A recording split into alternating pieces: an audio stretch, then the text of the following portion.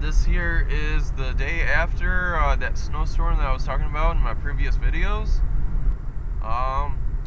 Turns out we got about 4 inches of snow, so my predictions are a little off, but you know, I'm not a weatherman or anything like that.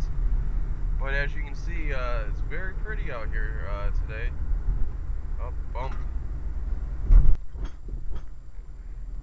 So, yeah, it's nice wet snow, you know, which is good for snowballs and snow forts and stuff like that, you know.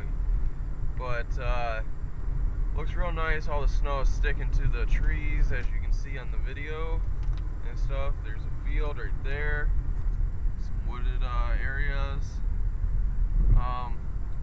So this is the snowstorm that November 29th to 30th. So there you go.